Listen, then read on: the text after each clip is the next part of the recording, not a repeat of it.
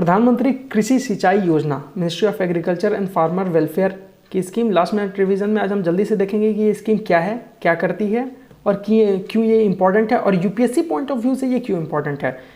सिंचाई आप जानते हैं कि इरिगेशन फार्मिंग का सबसे कोर टॉपिक होता है। बिना इरिगेशन के रेनफेड पे पूरी इंडिया में फार्मिंग पॉसिबल नहीं है और फार्मिंग के बिना डेवलपमेंट पॉसिबल नहीं है, इवन ह्यूमन एग्जिस्टेंस पॉसिबल नहीं है। इसलिए सिंचाई इतनी इंपॉर्टेंट हो जाती है। इस स्कीम के तहत प्रधानमंत्री कृषि सिंचाई योजना के तहत किस बातों पे ध्यान दिया गया हम यहाँ पे देखेंगे। To converge investment in irrigation at the field level पे इन्वेस्टमेंट देखा गया है। रिचार्ज, एक्विफर्स का रिचार्ज होना। एक्विफर्स आपको पता है कि ग्राउंड वाटर को हम कहते हैं एक्विफर्स, उसके रिचार्ज को, सस्टेनेबल वाटर कंजर्वेशन को, और क्या पॉसिबिलिटी है कि जो म्युनिसिपल वेस्ट होते हैं जो हम नहाने के लिए इस्तेमाल करते हैं या फिर गार्डनिंग के लिए इस्तेमाल करते हैं, बर्तन धोने के लिए इस्तेमाल करते हैं, क्या पॉसिबिलिटी है कि म्युनिसिपल वेस्ट को भी हम इरिगेशन के लिए यूज़ कर सकते हैं। इन सारी फिजिबिलिटीज़ को देखने के लिए और प्राइवेट इन्वेस्टमेंट इरिगेशन में कैसे आ सकता है, इन सब टॉपिक्स को देखने के लिए और इस पे काम करने के लिए प्रधानमंत्री कृषि सिंचाई योजना स्कीम सामने आई है।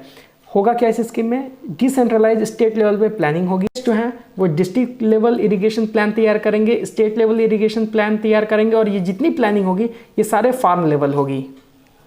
यूपीएससी पॉइंट ऑफ व्यू से इस स्कीम के इंपॉर्टेंट होने का कारण ये है कि it will be supervised and monitor by inter ministerial national steering committee under the chairmanship of prime minister and union minister of all concern ministries.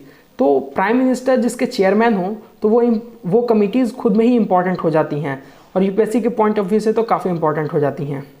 Various schemes which are already working on this field, तो वो जो schemes पहले से काम कर रही हैं उनको इस स्कीम में एमलगमेट किया जाएगा ताकि वो एक इंटीग्रेटेड रूप में काम कर सकें। जो अभी काम कर रही हैं वो 4 तरह की स्कीमें हैं। Accelerated irrigation benefit programme, integrated watershed management programme, on farm water management and component of national mission on sustainable agriculture.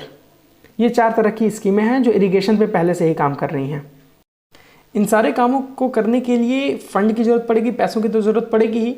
So long term irrigation fund has been instituted under PMSKY Krishi Sinchai Yojana in NABARD के साथ long term irrigation fund institute कर दिया गया है और एक dedicated micro irrigation fund भी बनाया गया है नाबार्ड के साथ, ताकि ऑन फार्म जो खर्च आए इरिगेशन के लिए वो इससे कवर किया जा सके।